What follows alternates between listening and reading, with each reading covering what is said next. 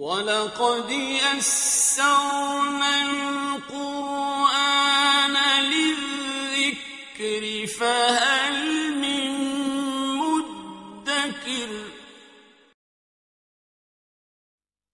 اعوذ باللہ من الشیطان الرجیم بسم اللہ الرحمن الرحیم ابھر آئے فتعال اللہ الملک الحق، تو بہت بلند و بالا ہے اللہ بادشاہ حقیقی. ولا تعجل بالقرآن من قبل ان یقضى الیک وحیہ، چوتھی مرتبہ یہ اجلت کا لفظ آیا ہے. اور جلدی نہ کیجئے اس قرآن کے ساتھ اس سے پہلے کہ اس کی وحی کی تکمیل ہو جائے آپ پر، یعنی اللہ تعالیٰ نے اس کے لیے جو وقت بھی معین کیا ہوا ہے اسی حساب سے اس کا اترنا یہ در حقیقت سب سے عمدہ ہے، مفید ہے، اور اسی میں حکمت ہے، اور اسی میں خیر ہے، اسی میں آپ کے لیے مصلحت ہے. آپ کا شوق اپنی جگہ ہے لیکن آپ اس کے لیے جلدی نہ کیجئے. وَلَا تَعْجَلْ بِالْقُرْآنِ مِن قَبْلِ أَن يُقْضَىٰ إِلَيْكَ وَحْيُهُ وَقُلْ رَبِّ زِدْنِي عِلْمًا، اور یہ کہتے رہا کیجئے اے رب میرے علم میں اور اضافہ فرما. یعنی قرآن مجید جتنا اترا ہے اس کا فہم، اس کی اور گہرائی، اس کے اسرار و رموز، اس کے حوالے سے اللہ اور اضافہ کرتا رہے اور اضافہ کرتا رہے. جیسے جیسے قرآن نازل ہوگا اور آپ اس کے اندر مزید اس کے علم اور اس کے فہم اور اس کے جو بصیرت باطنی جو ہے اس کے لیے دعا کرتے رہیے. وَلَقَدْ عَهِدْنَا إِلَىٰ آدَمَ مِن قَبْلُ، اور ہم نے ایک عہد لیا تھا آدم سے بھی پہلے، یعنی وہی جو کہ اس درخت کے پاس نہ جانا، فنسیا، تو وہ بھول گیا. وَلَمْ نَجِدْ لَهُ عَزْمًا، اور ہم نے نہیں دیکھی اس میں کچھ ہمت. یہ عزم کے دو ترجمے کیے گئے، دونوں صحیح ہیں. یعنی یہ کہ ایک ہے پختگی ارادے کی کہ وعدہ اس نے کیا لیکن اس وعدے کو نبھا نہیں سکا، ہم نے اس کے اندر عزیمت نہیں پائی، کمزوری پائی. خلق الانسان ضعیفا، ایک اور جگہ آپ دیکھیں گے انسان کی خلقت میں کچھ کمزوری کا پہلو موجود ہے، تو آدم کی طرف سے اس کمزوری کا اظہار ہو گیا. ایک ترجمہ اس کا یہ کیا گیا ہے کہ اس نے جان بوجھ کر نہیں کیا، یہ نسیہ، بھول گیا.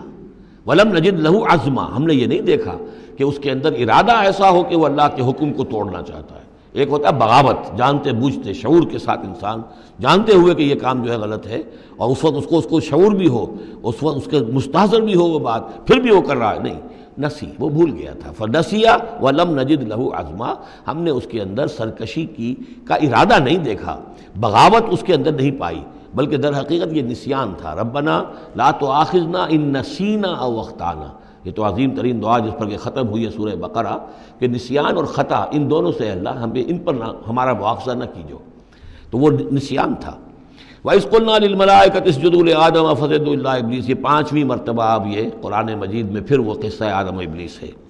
یاد کرو جب کہ ہم نے کہا تھا فرشتوں سے کہ سجدہ کرو آدم کو، تو ان سب نے سجدہ کیا مگر ابلیس نے نہیں کیا، ابا، اس نے انکار کیا. فَقُلْنَا يَا آدَمَ، ہم نے کہا یا آدم ان ھذا عدو لک ولزوجک، یہ دشمن ہے تمہارا بھی اور تمہاری بیوی کا بھی. فلا یخرجنکما من الجنۃ فتشقى، تو دیکھو یہ تمہیں نکلوا باہر نہ کرے اس جنت سے کہ تم پھر تکلیف میں اور مشقت میں پڑ جاؤ گے.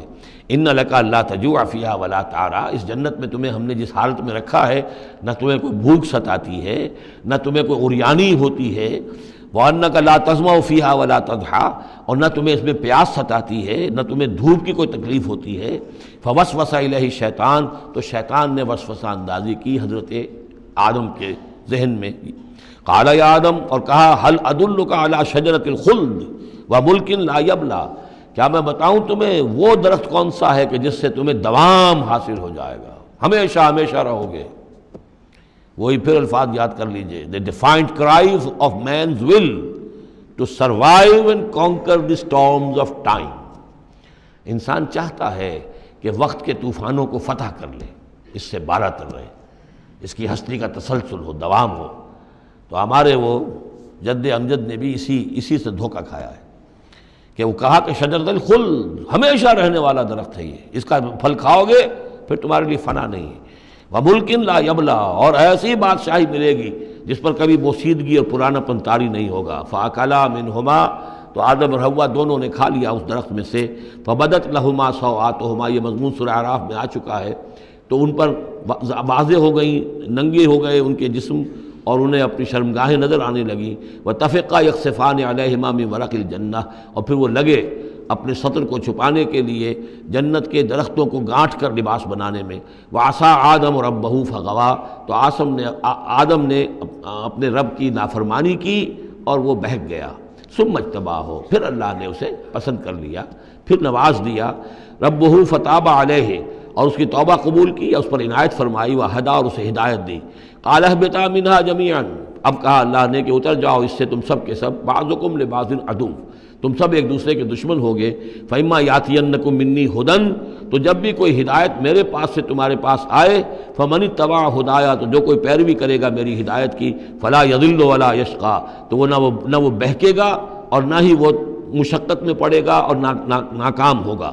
ومن اعرض عن ذکری، اور جو میری یاد سے منہ پھیرے گا، اعراض کرے گا، فإن له معیشۃ ضنکا، تو اس کے لیے ہوگی اس دنیا کے اندر زندگی بڑی تنگی والی.